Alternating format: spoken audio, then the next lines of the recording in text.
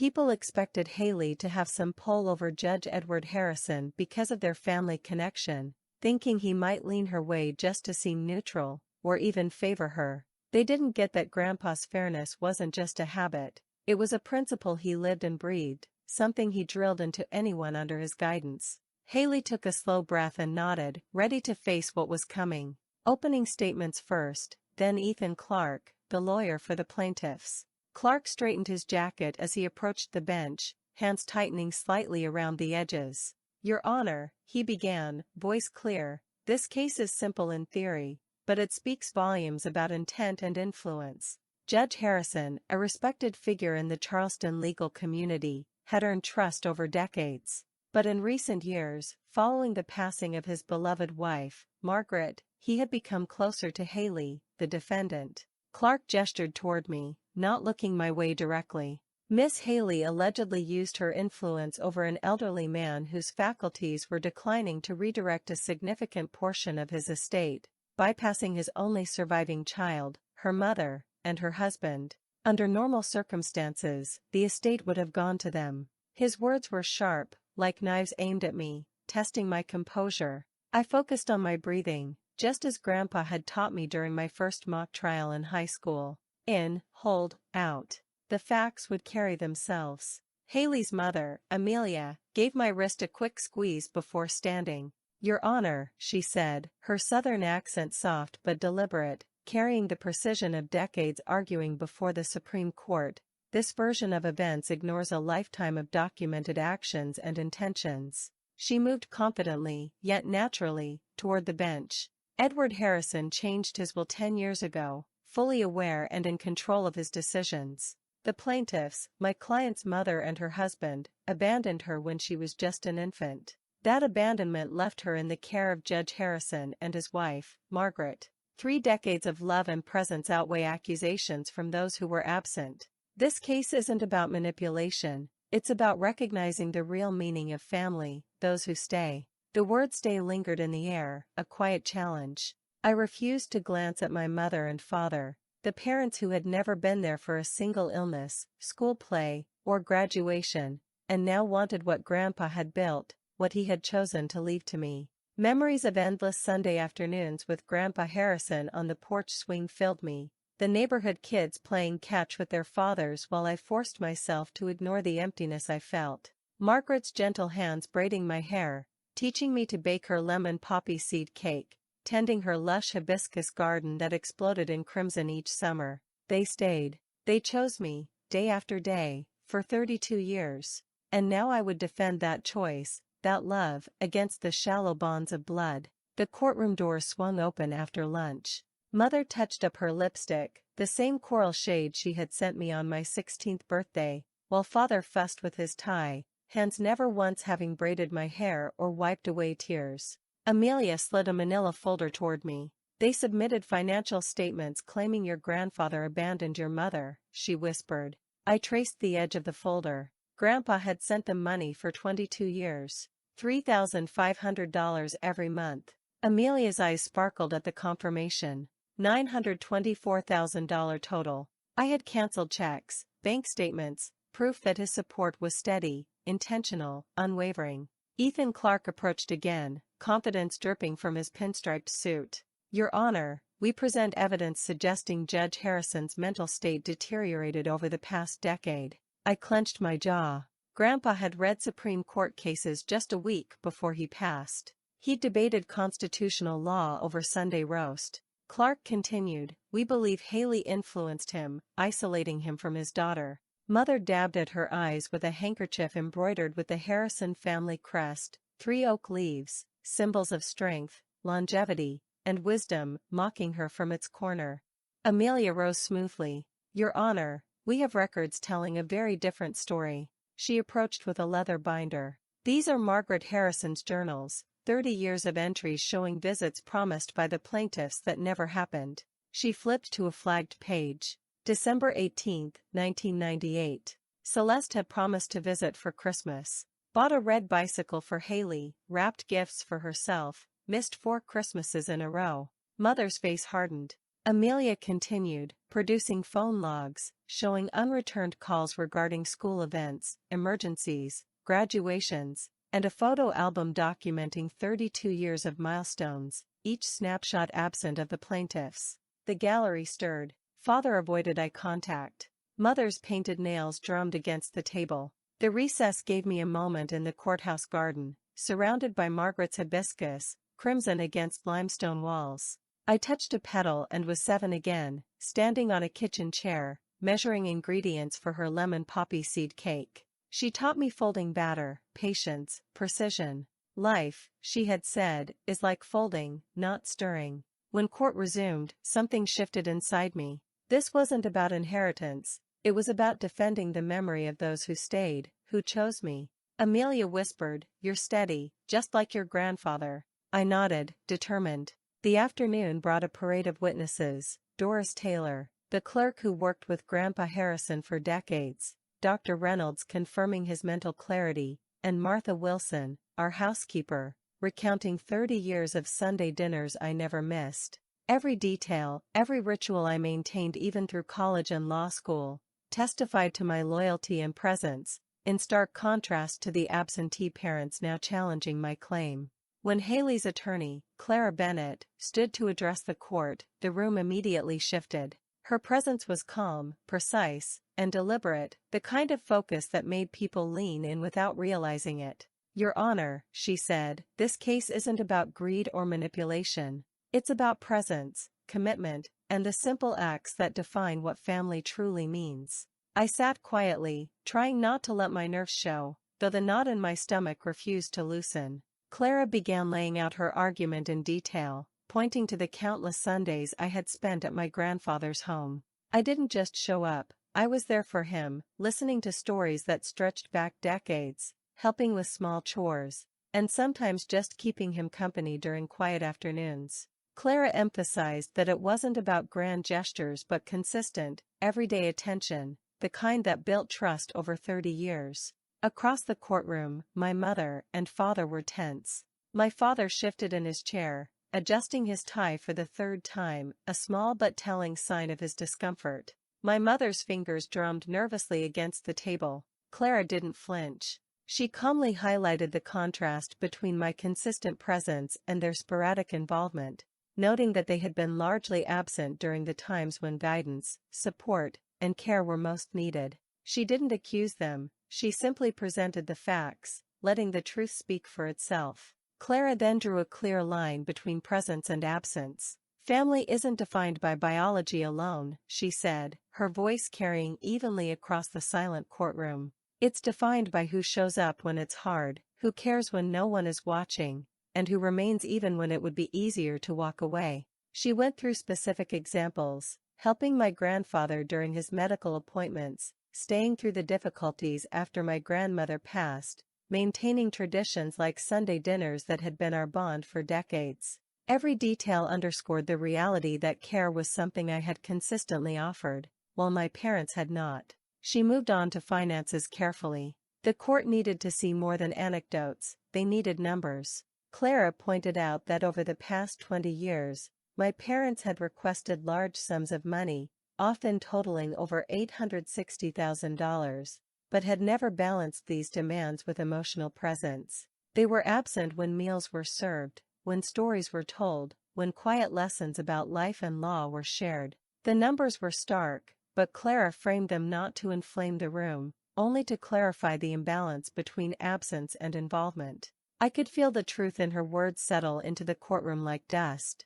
Every memory she mentioned flashed vividly in my mind: reading together at the kitchen table, helping organize papers for the law library my grandfather kept at home, the small, almost invisible moments of care that added up over decades. She reminded everyone that these ordinary acts were what mattered most, far more than blood or legal entitlement. Clara didn't shy away from confronting my parents' claims directly. She noted the irony that they were now invoking family loyalty as though it could erase 30 years of absence. "Respect for blood," she said, "does not replace consistency. It does not replace commitment. And it cannot replace the choice someone makes to stay when leaving would have been easier." The courtroom remained silent, but the tension was palpable. My mother's hands clenched into fists on the table, and my father's eyes darted nervously toward the floor. Her approach was factual, but it carried emotional weight. She detailed the Sunday routines, the hours spent together during holidays, the quiet support when I faced school challenges, and even the weekends I had set aside for law school studying at my grandfather's kitchen table. Clara framed these actions as choices, deliberate acts of loyalty and love, that defined the relationship my grandfather had valued above all else. As Clara continued, I realized just how effectively she was separating the real issue from the arguments of entitlement. This case was never truly about inheritance or money, it was about who had been there, consistently and without hesitation, when it mattered most. She reminded the court of the handwritten notes, the small gifts, and the steady presence that defined my years with my grandfather. Each anecdote reinforced the same principle: family is proven by showing up, by standing firm, by remaining present even when it isn't convenient. Clara's voice was steady as she drew the connection to my grandfather's decisions. She explained that he had chosen me not because of blood, not because of legal obligation, but because I had demonstrated reliability, loyalty, and love for decades. She presented it clearly, methodically, allowing the evidence and memories to convey the weight of the truth. Even my parents, who had entered the courtroom with confident posture, now appeared uneasy. My father muttered under his breath, though clearly audible, "I can't believe this is happening." My mother's rigid expression faltered for a brief moment before she quickly composed herself. Clara didn't need to exaggerate, the courtroom could see the cracks in their facade themselves. Clara's closing statements tied every point together. This isn't about greed. This isn't about entitlement. This is about the reality of family. It is about those who stay when others leave, who care when no one else is watching, and who choose to be present because it matters. The evidence, the actions, the decades of loyalty, they speak louder than any legal document or claim of inheritance. True family is defined by presence, not absence. Haley stayed. Her parents left. That is the choice. That is the family. As Clara returned to her seat, I felt a mixture of relief and determination. The courtroom seemed to settle into the truth she had presented. The gallery, filled with neighbors, friends, and colleagues, shifted subtly, many nodding quietly, understanding the story of consistency versus absence. I could feel the weight of decades of care finally being acknowledged, not just legally, but humanly. The recess was called, and the room slowly emptied, though I remained seated for a moment, absorbing everything. I glanced at the faces of the few people who had followed the case closely, seeing recognition in their eyes. The tension was still there, but now it was tempered by the undeniable truth Clara had laid out. My grandfather's choice was deliberate, informed, and based on consistent presence, not biology or convenience. Sitting in the quiet of the courtroom hallway during a brief recess, I felt the weight of the years settle around me. My mind drifted back to those countless Sundays with my grandfather. I could almost hear the classical music playing at exactly 6 o'clock on the radio, mingling with his stories of old cases, some from decades ago, each told with the same precision and pride. Those afternoons weren't just about the food, though the lemon poppy seed cake, baked faithfully by my grandmother before she passed, had its place. They were about presence, about showing up even when life pulled you in every other direction. I remembered how my grandfather's hands would rest lightly on mine as he explained some legal nuance, or the way he'd laugh at a detail only he found amusing. My grandmother, patient and gentle, tended the garden while I watched, learning how to prune hibiscus shoots without breaking them. Her voice was soft but firm. "Life still blossoms, even when someone leaves," she'd say, guiding my small hands through the soil. I realized then, even as a child, that love wasn't always loud. It was steady, reliable, and present, even in silence. As I ran my fingers over the worn edges of the chair where I often sat beside my grandfather, memories of his subtle nods of approval surfaced. Every question I asked at the table, every point I debated in mock arguments, was met with attentive consideration. Those afternoons built more than knowledge, they built trust. They built a foundation that would later give me the courage to face this courtroom and defend the truth of my family. I also remembered the small, seemingly inconsequential moments that defined our bond. The way he would tease me about the odd angles I carved into the cake slices. The quiet moments of correction, of guiding me to pay attention to detail. I recalled how, after my grandmother passed, the responsibility of continuing our Sunday tradition fell to me.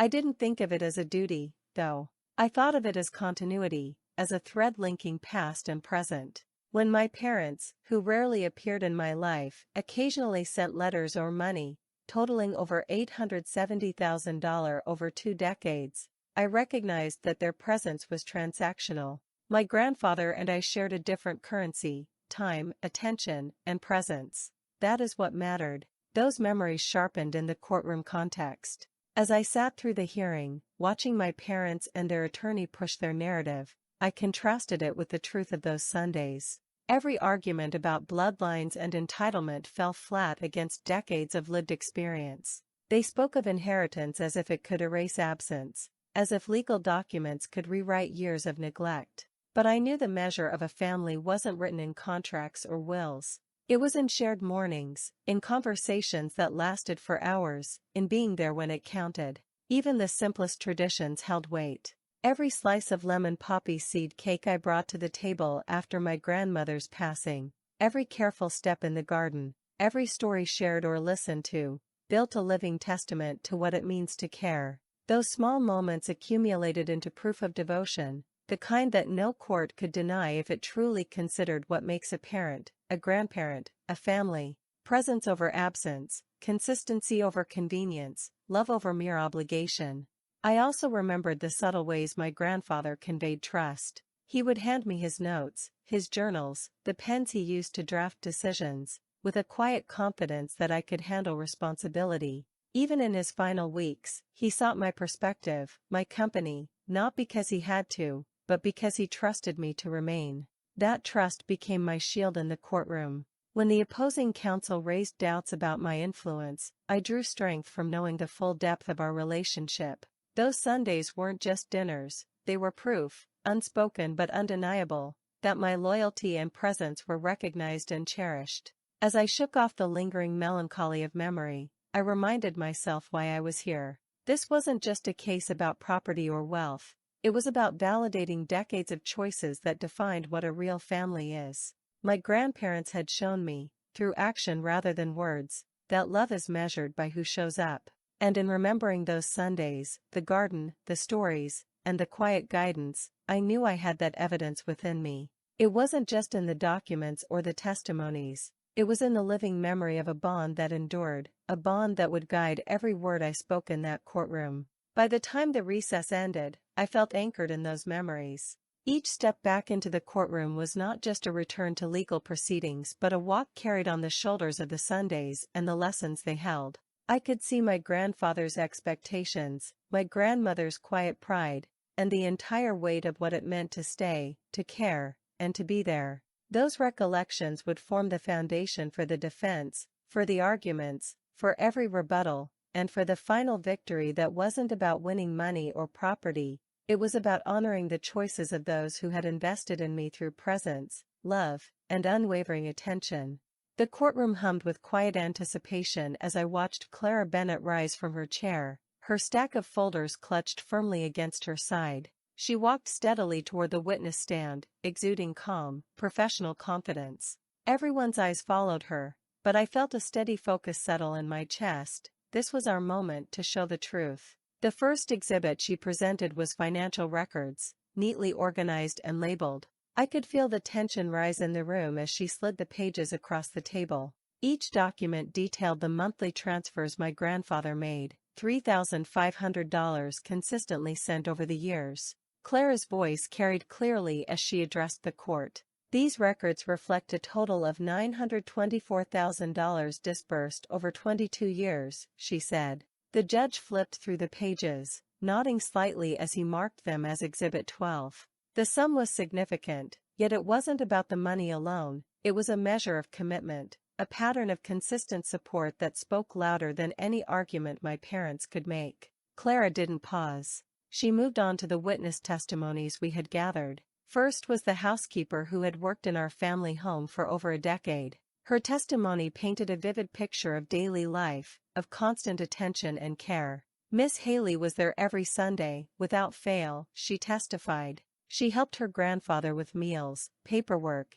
even just sitting and listening when he needed company. She never missed a day, not even when her parents were too busy to visit. Her words resonated in the courtroom, quiet but undeniable. I watched my parents' faces stiffen. They avoided looking directly at the witness. Next were colleagues and professors who had known me through the years. Each described my dedication, not just to my career or studies, but to my grandfather. One professor recalled long weekends I had spent at his table, reviewing case files or studying law books while my peers were at parties or traveling. Another colleague spoke of the Sunday dinners, the conversations about justice, ethics, and the small yet consistent ways I demonstrated care. The recurring theme was simple: presence over absence, devotion over casual gestures. Every witness underscored what my grandfather had always valued: the people who stayed when it was hardest, not those who appeared only when convenient. Clara then contrasted this testimony with the rare appearances of my parents. She highlighted the inconsistency of their involvement, pointing to bank statements and sparse visit records. Each piece of evidence emphasized a clear pattern: money had been given, but the personal presence, the emotional investment, had been lacking. They had contributed financially, but that was only one dimension of family. What mattered more, the court could see, was who showed up, who listened, who carried the weight of care when it wasn't convenient or glamorous. I felt a wave of relief as the pattern became clear to the judge, the gallery, and even the lawyers opposing us. Clara's questioning was methodical, precise, never accusatory but pointed in a way that left no room for doubt. The housekeeper described how my parents had requested funds occasionally, but never stayed for the dinners, never shared in the stories, never offered the kind of support my grandfather and I had shared for decades. Each witness contributed another layer to the same truth: loyalty and consistency were not measured in checks, but in time spent, presence maintained, and love demonstrated without condition. During cross-examination, my parents' lawyer tried to pivot toward money as a sole indicator of care. These financial contributions were substantial, he argued. Isn't it fair to say they show commitment? Clara answered calmly, letting the truth speak for itself. Yes, the contributions were made, but the records show their visits were infrequent and minimal. Commitment is not defined solely by numbers, it is demonstrated daily, in presence and in effort. This is what your client, my client, consistently provided. The distinction was subtle but undeniable. Even the judge's eyes lingered on her as she laid out the evidence without emotion, letting facts, dates, and testimonies carry the weight of the argument.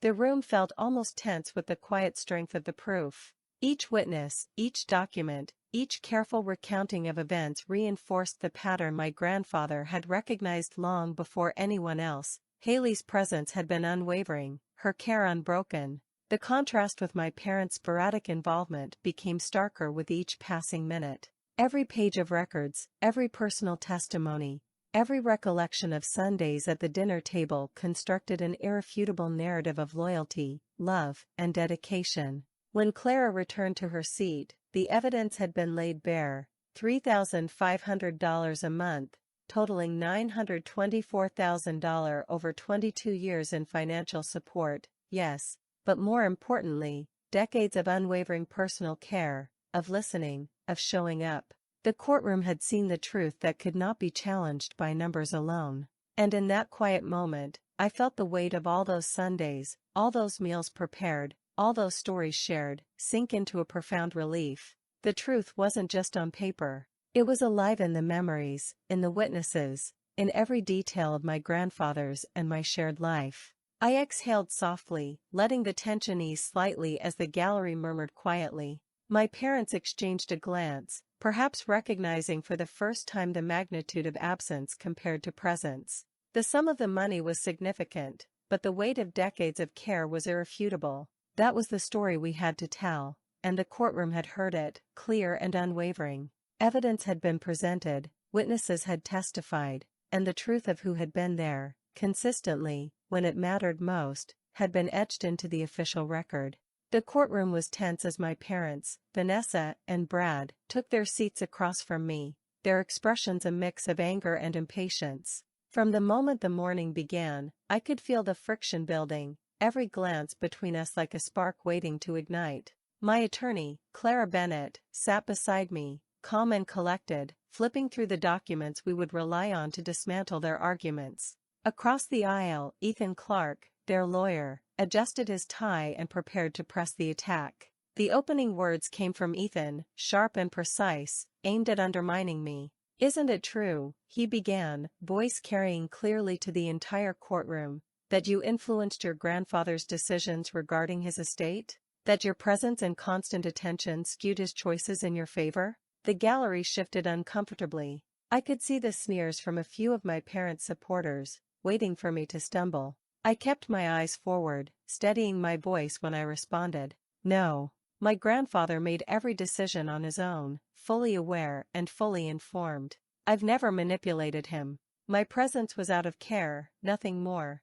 Clara passed me a brief nod of reassurance. My hands gripped the edges of my chair, and I focused on the memory of decades of Sundays spent at my grandfather's table, those stories, those quiet lessons about integrity and consistency. That was my proof, not anything they could twist. Ethan tried another angle, moving papers around as he searched for something to exploit. "But you were aware of the will, correct? You knew the contents, didn't you?" I nodded without hesitation. Yes, I was shown the will. My grandfather trusted me to understand the family's intentions, nothing more. He made the choices freely and deliberately. That trust does not equate to influence. Vanessa shifted in her seat, and Brad's jaw tightened. Their frustration was palpable, the cracks in their polished courtroom facade beginning to show. Clara, sensing the moment, called forth our first surprise witness, Dr. Timothy Reynolds, my grandfather's longtime physician. His testimony had the power to clarify everything, and he approached the stand with calm authority. "Your Honor," Clara began, "Dr. Reynolds can confirm the cognitive clarity of Mr. Harrison throughout the period in question. We request that he explain the assessments he conducted." The courtroom held its breath as Dr. Reynolds began detailing the comprehensive evaluations, each report confirming my grandfather's sharpness of mind and decisional capacity. Each question Clara asked, and each answer Dr. Reynolds provided, slowly unraveled the foundation of my parents' claims. Vanessa's hands trembled slightly as she scribbled notes furiously, passing them to Ethan, who only shrugged at her panic. Brad leaned over to whisper something, anger flashing briefly before it faded into controlled composure. The rift between them was visible, the weight of the truth starting to press against their carefully constructed arguments. Clara then brought forward financial documents, carefully reviewed, showing consistent support to my parents over more than 2 decades,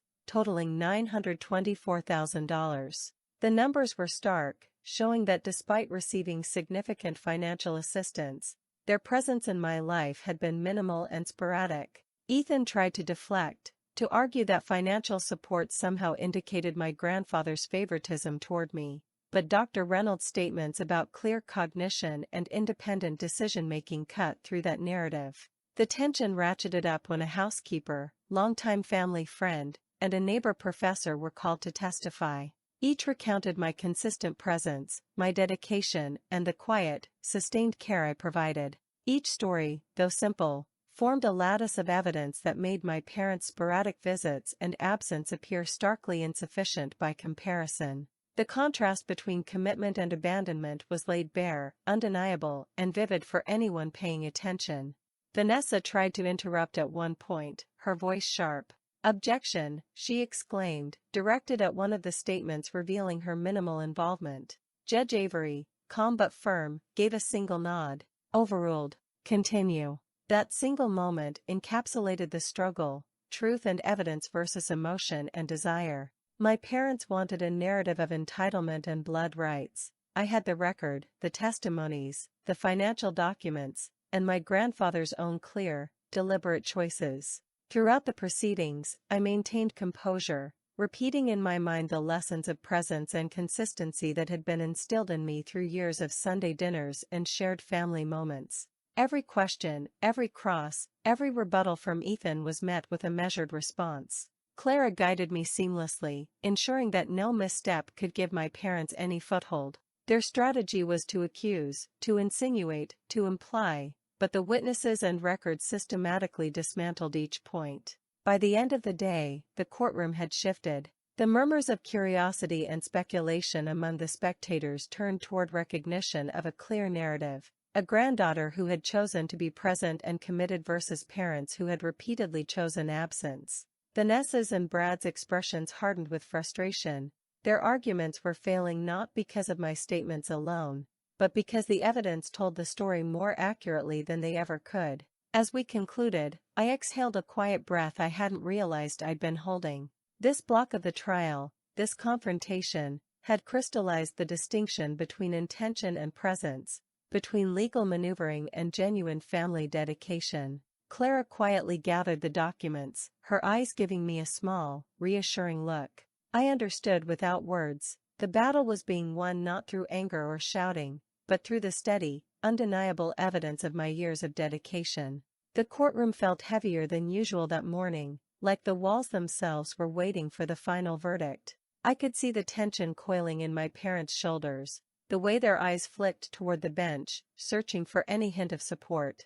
They had spent so long thinking this case could sway the outcome, yet here I was, calm in my seat, remembering every Sunday, every quiet moment I had spent with my grandfather, Edward Harrison. Those memories weren't just comfort, they were my truth. Judge William Porter called the court to order. The gallery fell silent as the last pieces of evidence had been laid out. Medical records confirming Edward's clear mind, letters proving his intent, witnesses testifying to my constant presence, and financial documents highlighting my parents' absence despite their claims of concern. It all pointed in one clear direction. The judge's gaze swept the room, taking in the plaintiff's rigid stances and my steady posture. Amelia handed me a letter before standing. It was from my grandfather, written just weeks before he passed. My hand shook slightly as I unfolded it, the familiar neat handwriting stretching across the page. He had chosen his words carefully, like he always had during our long discussions over dinner, but there was no mistaking the sentiment. Mackenzie, you inherit not because of blood, but because of presence.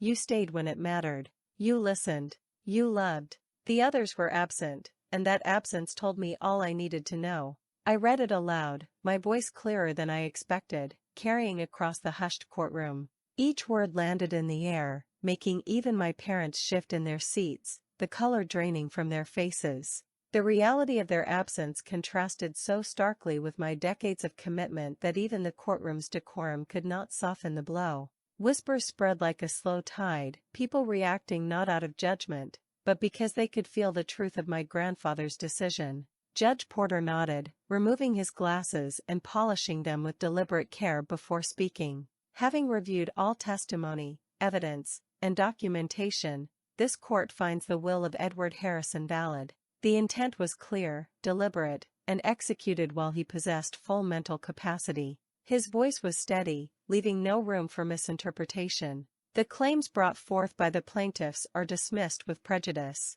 Furthermore, the plaintiffs are to cover the reasonable attorney fees of the defendant, as permitted under state law for claims without substantial justification. The gavel fell, sharp and echoing through the high-ceilinged courtroom. Relief surged through me, tight and overwhelming, but it was quieter than victory, it was vindication. All those years of Sunday dinners, of listening and staying present, had been acknowledged, respected, and protected. I didn't celebrate with cheers, I simply exhaled, letting the tension leave my body in a slow, grounding breath. My parents stood first, stiffly, avoiding any direct glance in my direction. Their departure was rapid, calculated, no final words, no acknowledgement of what had been lost or proven. Their absence in that moment mirrored the absence they had maintained through my life. It was the same pattern I had known for decades, yet now formalized by the authority of the court. Amelia patted my shoulder silently as she gathered her papers,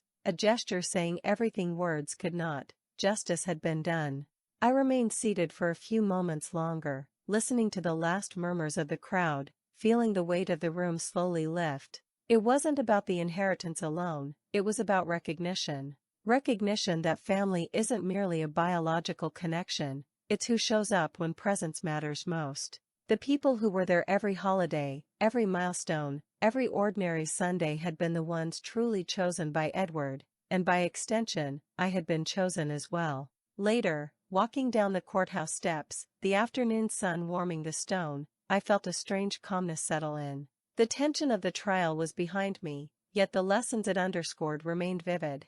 I had honored my grandparents' trust. I had embodied their values of presence, commitment, and love. The city of Richmond, with its bustling streets and historic charm, had witnessed the affirmation of a lifetime of small, steady acts that mattered far more than money or entitlement. I knew I would bake my grandmother's lemon poppy seed cake that evening, just as she had taught me. I would sit alone at the kitchen table, surrounded by memories and quiet satisfaction.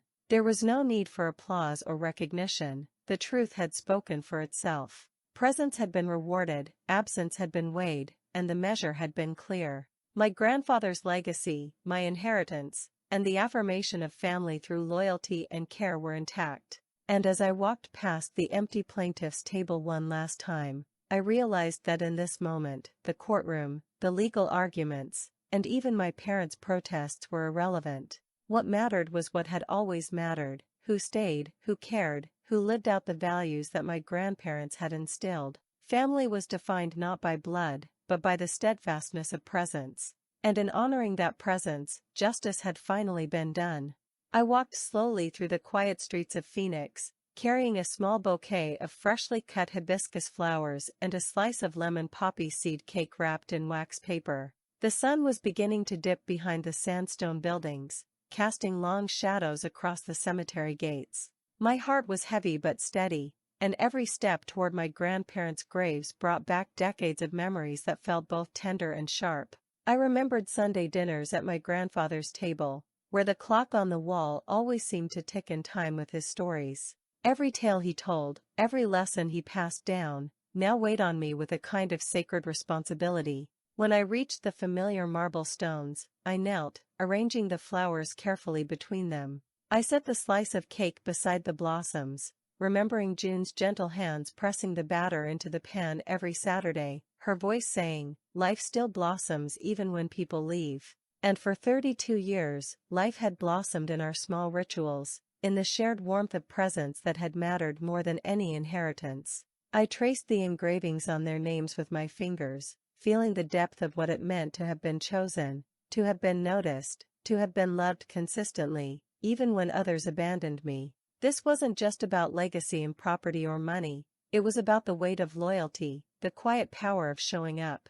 I thought back to the courtroom, to the tense moments when my parents had tried to make me feel small, to when their lawyer had twisted every word, every detail of my life with them into something that painted me as manipulative.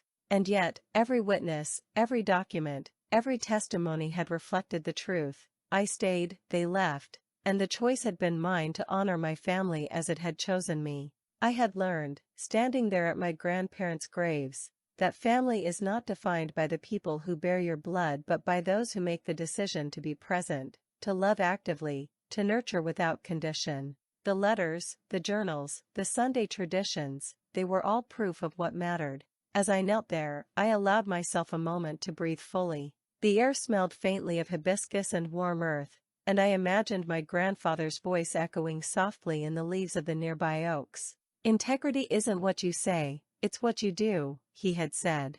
I realized then that everything I had done, every step through that courtroom, every decision to stay faithful to those Sundays, had been guided by the values they instilled. The sense of vindication was not about winning, it was about validating a life of commitment, showing up, and honoring what truly mattered. For years, I had longed for recognition, for someone to see the truth of my devotion, and now it had been affirmed. I rose slowly, brushing the grass from my skirt. The cake and flowers left as small tokens of gratitude. The sunlight had shifted, painting the stones in shades of amber, and I felt a connection not just to my grandparents, but to the rhythm of life itself, the way choices echo across years, shaping who we become. As I walked back to the car, I reflected on how their lessons would guide me in my own life, now that I was in the position of judgment, both as a niece and now as a young judge myself. The weight of responsibility had changed, but the core principle remained: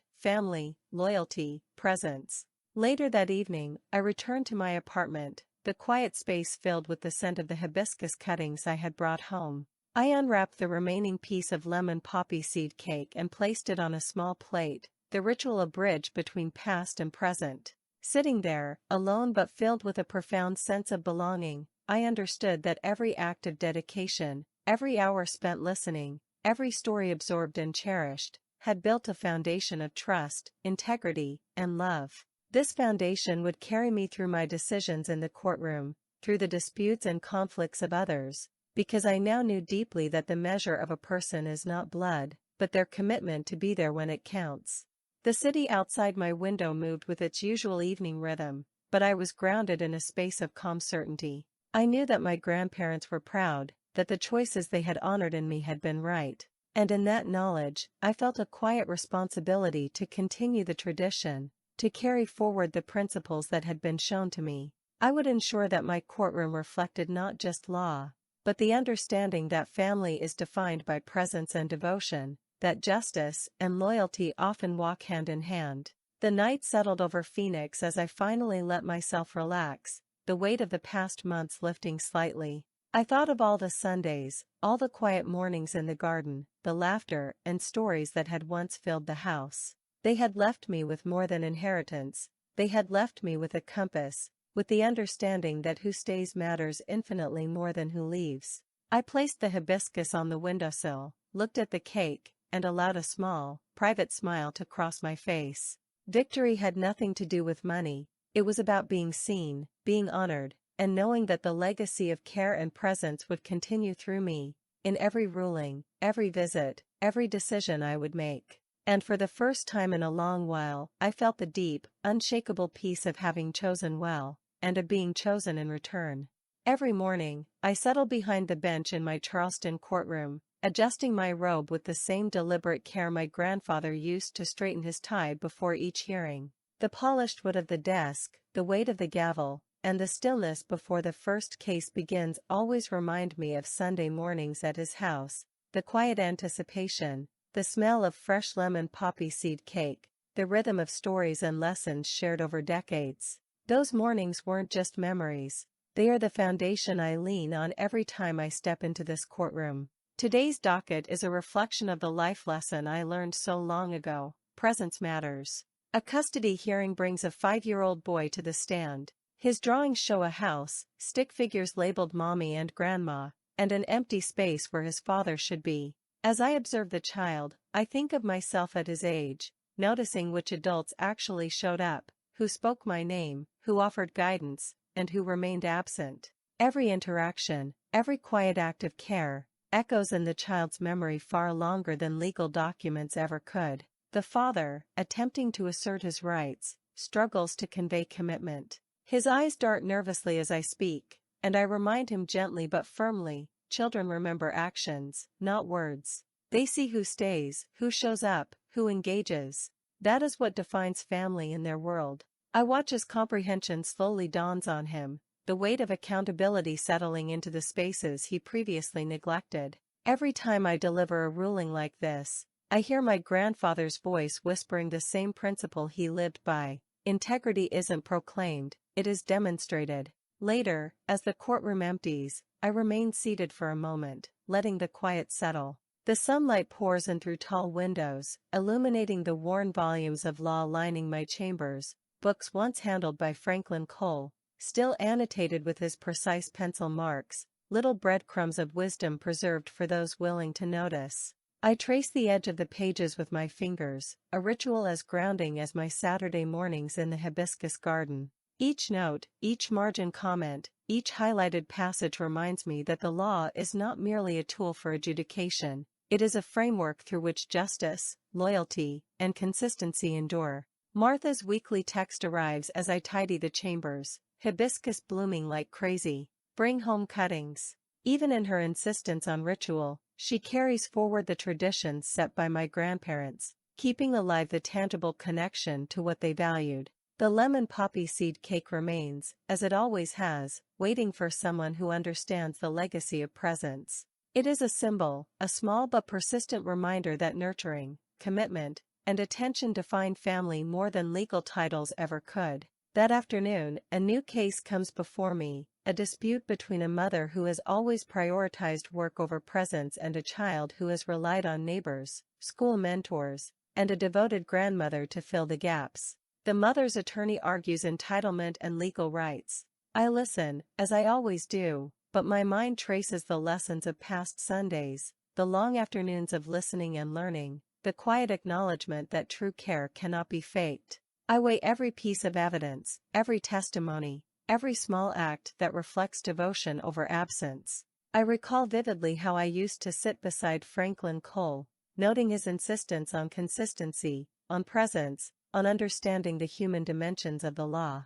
Those lessons were never abstract, they were lived, demonstrated, embodied in every interaction he had, from courtroom deliberations to quiet family meals. Now, as I sit in the same chair, I feel the weight of that inheritance, the responsibility to see not just the legality but the humanity, the subtle truths that define relationships. It is a daily application of decades of mentorship, a direct lineage of ethical commitment and measured judgment. The boy's case concludes. I issue a ruling in favor of the child, emphasizing the importance of consistent presence and engagement over mere formalities. As the gavel falls, I feel a familiar mix of solemnity and satisfaction. This is not about power or victory, it is about honoring the principle that guided me throughout my life: who stays matters more than who walks away, who engages matters more than who claims rights on paper. Later, walking through Magnolia Cemetery as the sun dips low, I kneel at the graves of my grandparents, placing fresh hibiscus blossoms and a small slice of lemon poppy seed cake on the marble. The wind rustles gently through the live oaks, carrying with it a sense of continuity and peace. I whisper softly, acknowledging their influence, their teachings, the unwavering guidance that has shaped every decision, every case, every lesson I deliver as a judge. Evenings in my chambers are quiet, yet vibrant with purpose. I sort through evidence, review testimony, and reflect on how the principle of presence continues to guide my decisions. Every child, every family, every courtroom drama echoes the Sundays I spent at my grandparents' table, learning that integrity is demonstrated, that loyalty is shown, that family is defined by who remains through the years, through challenges, through absence and adversity. The traditions continue. I host small gatherings with friends and colleagues who have become family, continuing the Sunday dinners, maintaining the rituals, tending the hibiscus, and baking the lemon poppy seed cake. These acts are a bridge between generations, a living manifestation of lessons learned long ago. They remind me and everyone present that legacy is not written solely in wills or documents, it is lived, sustained, and passed forward through consistent, deliberate acts of care. As I prepare for the next day's cases, I reflect on the cumulative weight of experience, mentorship, and personal history. Every child brought before me, every dispute resolved, every quiet gesture of attention matters. This is the essence of the inheritance I received, not merely property or position, but the understanding that family is a matter of presence, that the law is a tool for upholding what is real, consistent, and just. Each ruling is a reaffirmation, a small echo of the life I shared with my grandparents, a commitment to apply those lessons in every decision I make.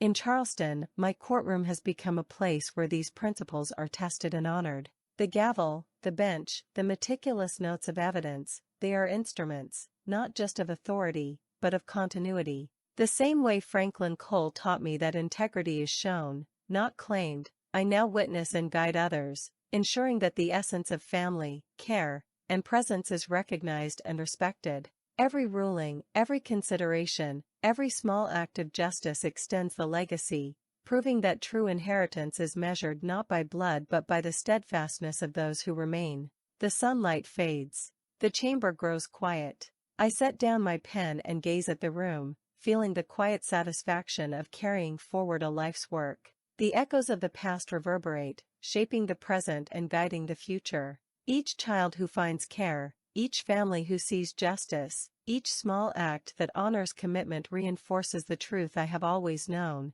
family is not defined by lineage alone, but by those who choose to show up and stay. And that is the inheritance I continue to honor every single day.